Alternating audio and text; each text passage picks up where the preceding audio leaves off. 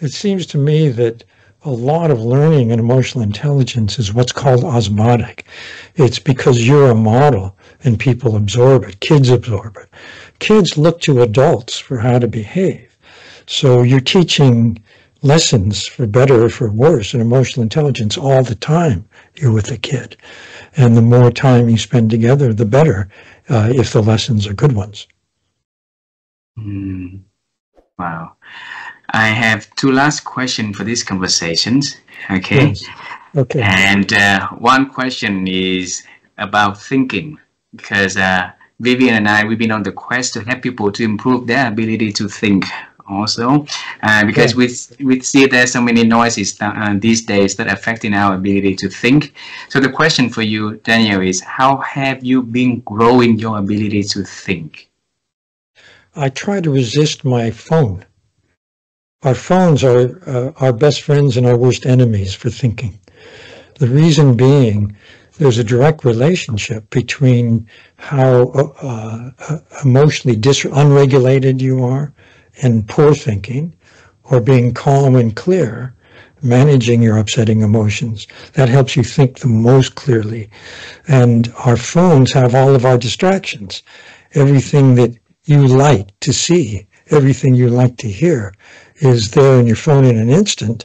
So being able to resist, to not pick up that phone and look at all the things that distract you, but keep your mind and your focus on the task at hand, I think that's the most important thing for thinking well.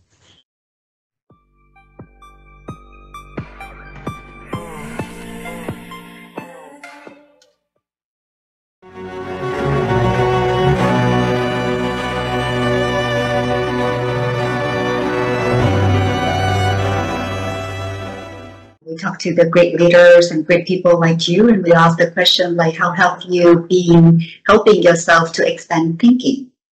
For me, I've always, as I mentioned earlier, it's through people. People help me expand my thinking. And by the way, and so does AI. I just treat AI like a person.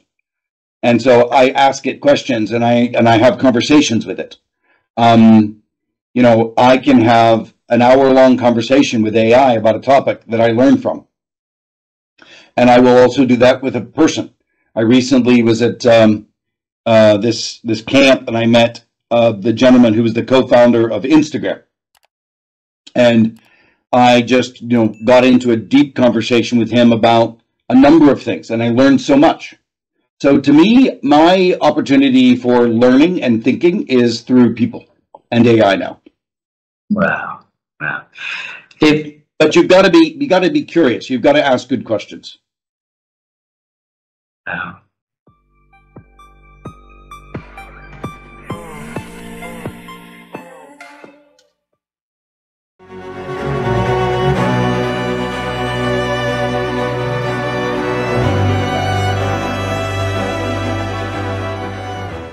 How have you been growing your ability to think so beautifully like this? That's a good question. I think I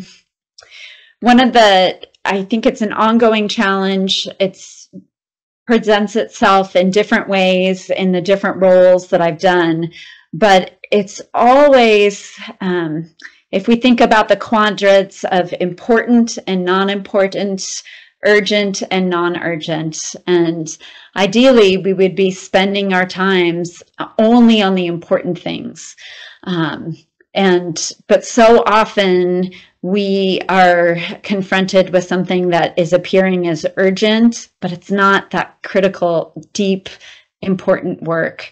And so it's always a balance of that tension, and it's always coming back to that. How can I reset, and how do I kind of triage my work so that I am giving tending and care to that non-urgent and important work? And of course, urgent, important always gets prioritized. But when something isn't a phone call or an email in the inbox or something else that's presenting, maybe it's a conversation from a member of the community who grabs me in the grocery store and wants to share their feelings about some direction or decision the city has made. It's important to listen. Everyone wants to be seen and heard, and we endeavor to honor that at all times. But also, how do we do the most good for the most people? And that is always going back to, am I being intentional about doing what's most important? And it's a constant rebalancing and management of that. So, and part of that is participating in conversations like this. It's listening to the TED Talks. It's being on that continuous learning journey to understand how are other people doing this work too, right? I love listening to podcasts.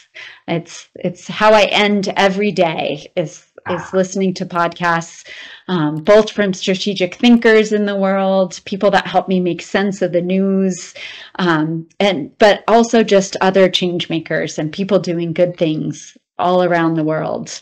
I think we're living in such a lucky time where we have this share of information and strategies for so many people to do good. Beautiful.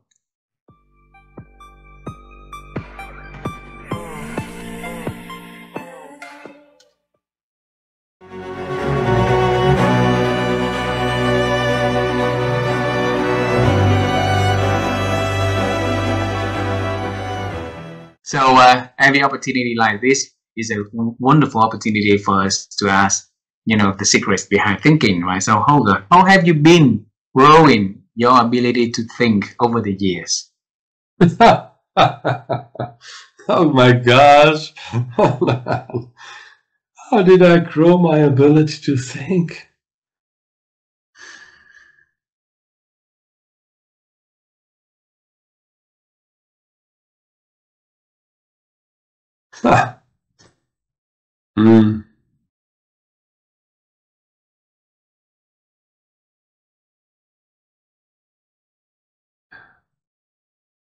Well, probably one. There might be different ways. First of all, I'm not sure about my ability to have grown my thinking. But clearly, I'm a curious student, so I'm reading a lot of books, and I make it a habit, to say, what is the 1 or 2 or 3 important ideas that I wanna keep. And by the way, a lot of the books have 300 pages and they don't even have, they have one idea, but they turn it into 300 pages. Sometimes it's very frustrating for me, right? But there's most of the time, if they passed a certain threshold of popularity, they got a few good ideas and I capture them. And in a way, in my little journal. But not just as words of wisdom, but the way I read them is always through the lens of how can I engage other people in that conversation. So it is, more often than not, starts with a question and then said, how about this or how about that? So I'll give you an example. There's fantastic books out there. Atomic Habits, Immunity to Change, and they take a lot of pages, but the point is they got some.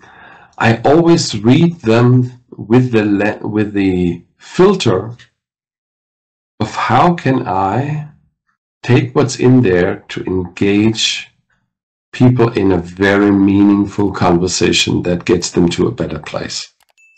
Not just reading them for insight or reading them for, oh, that's interesting, oh, that's a nice story. No.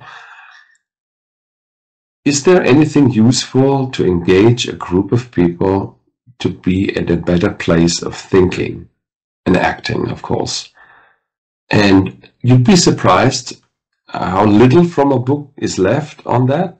But if you had all these kind of pearls, you know, around it, you get to a powerful repertoire of interventions that now you just need to listen to a group to see which of those pearls really would help them. Wow. And you are a curious reader, I'm sure. I mean, you're probably a reading maniac. I mean, you're reading everything that's around, right? I'm sure. Yeah.